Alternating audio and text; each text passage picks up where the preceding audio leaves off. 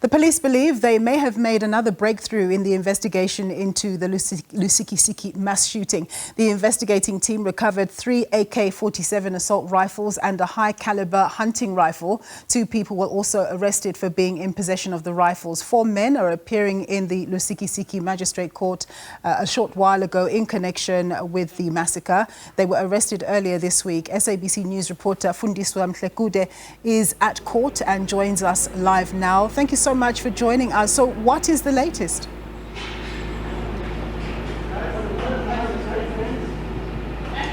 Well, thank you very much. We are just outside the Lusikisiki Magistrates Court, where the case of the 3 men who just appeared, who were arrested yesterday, rather on Wednesday, has just been postponed to the 26th of November. They will be joining the 45-year-old Siposo Xolo Mhlekude, who appeared here in this court on Tuesday, and then the matter was postponed until the 26th of November. So all the 3 accused who appeared in this court today say that they are abandoning their bail application. They won't be applying for bail, and all 3 of them propose that they be represented by a legal aid representative. But I have the relative of Ruth King, who was also the victims of the Ngobozana massacre, Mr.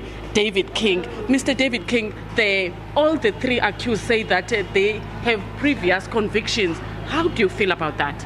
Thanks, Mhlekude, for having me. We feel very bad, and we are surprised that the law would release such people to our communities. Apparently, one was sentenced to 10 years, and he was given 3 years parole. And it is clear that had he been inside, and I've been making quite a big noise about this parole issue, and it is clear that if he had been inside, our relatives, our loved ones would still be alive. So what can you say now? Previously, when we spoke to you on Tuesday, you were saying that you believe that more people will still be arrested because you believe that more people are involved in this. Do you feel that this is enough now after the arrest of these 3 people? Not at all. Not at all. I still believe that there's still more coming. Why is that? You would recall that initially we were told that it's 4 that was arrested, but in court we saw 3. So it is clear that there is another one that is still left out. This morning we were informed that there was 2 that was arrested with the firearms in Flagstaff, and it's clear that there's still more. I'm sure as they continue investigating, they would reveal more suspects to come to court. They just abandoned their bail. They say they won't be applying for bail. What can you say about that? Well, there's nothing to be excited about them abandoning bail because of the severity of the case.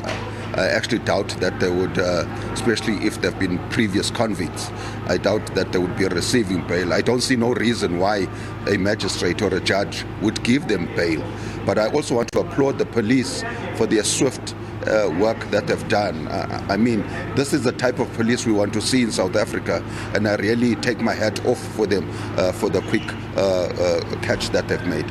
Thank you very much, Mr. King, David King, the relative of Ruth King, one of the people who were murdered at Ngobozana village. Maybe we should just chip in and bring in the NPA spokesperson here in the Eastern Cape, Mr. Luxolo Kyali. I'm not sure if our cameraman can zoom in. Mr. Luxolo Kyali, we are here. We want to speak to you. What can you say? These suspects have just abandoned their bail. What do you feel about that? I think we need to appreciate the fact that they don't want to waste the court's time, more especially given that we were going to oppose bail in any case. And we believe with their history in terms of crimes that they've committed before, previous convictions, pending cases, one having absconded from another matter that he was out on bail on, they know that there's no way that the court would grant them bail. Mr. King was raising an issue here saying that he is not very happy about convicts being released to commit more crimes, as you heard that one of them was convicted for murder inside. What can you say about that? I think that is a correctional services matter, because the correctional services department are the one that are responsible for correcting the inmates, those convicts. Now, when they feel that these convicts are rehabilitated, they are released. So we cannot comment on that. We think that their system by the Correctional Services Department depends on how they assess that a person has been rehabilitated. On our side, we are of course disappointed that we have to deal with the same people all over again. But you'll remember, the previous convictions that they have were secured by the prosecution. So we were working to ensure that they are punished and they are corrected by the system. Unfortunately, they went out and committed more crimes. Do you think you have a strong case against the accused? One thing that we have to stress is that if we decide as a prosecution to enroll the matter, it means that we are convinced that the evidence we have will be able to convince the court that the person is guilty. So whenever we enroll a matter, it is because we believe we have a case. Thank you so much. The NPA regional spokesperson in the Eastern Cape, Mr. Luxolo Kyale. Earlier on, there were so many people who were questioning, how do these people possess such dangerous firearms? Because we heard that they were found in possession of high caliber firearms. We are yet to know how do they get hold of such firearms.